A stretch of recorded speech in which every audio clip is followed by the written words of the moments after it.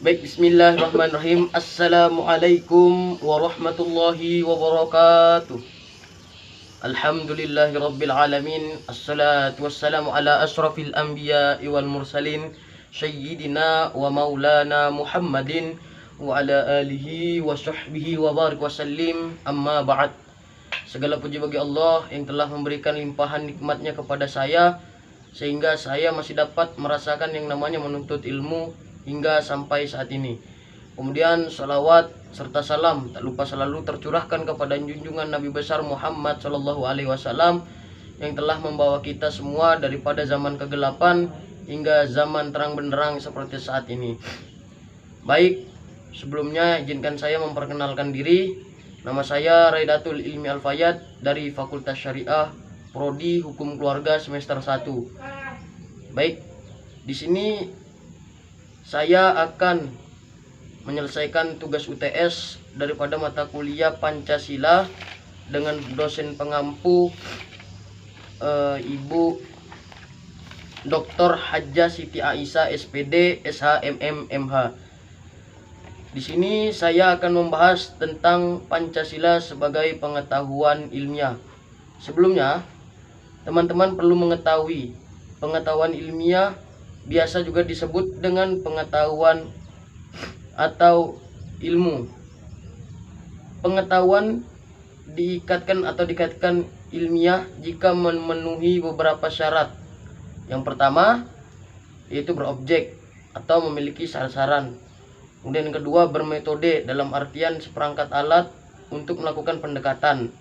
Yang ketiga bersistem atau memiliki kebulatan dan keutuhan. Dan yang terakhir bersifat universal atau penelusuran kebenaran yang tidak didasarkan oleh alasan senang atau tidak senang, secara garis besar objektif. Pancasila pengetahuan ilmiah. Pancasila dikatakan telah memenuhi keempat syarat tersebut. Kenapa? Karena pertama, Pancasila yang dipelajari harus ada objeknya, baik material maupun formal.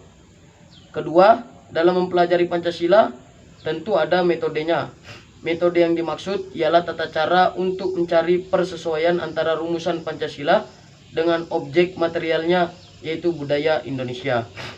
Ketiga, pembahasan Pancasila secara ilmiah harus merupakan satu kesatuan dan keutuhan.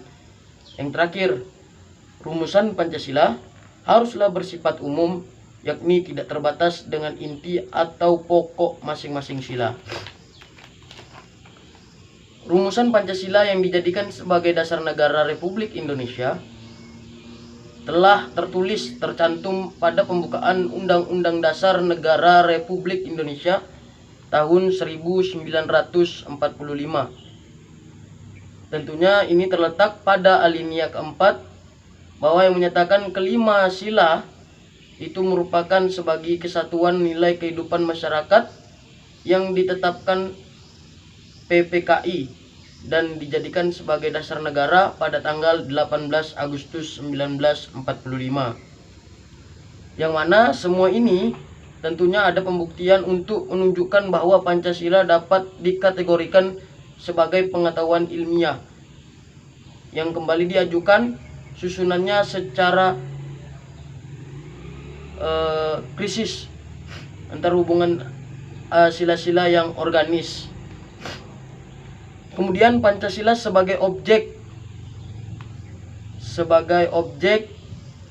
studi ilmiah. Di sini dijelaskan bahwasanya Pancasila dari sudut pandang ilmiah dapat disebut sebagai pendekatan ilmiah juga, yang mana pendekatan ilmiah itu dimaksudkan bukan hanya mengerti dan menghayati Pancasila, tapi mengamalkannya. Secara garis besar, setiap sila-sila itu memiliki kepentingan lah dalam kehidupan bermasyarakat. Jadi setiap sila itu ada contohnya yang mana harus diterapkan di dalam kehidupan sehari-hari.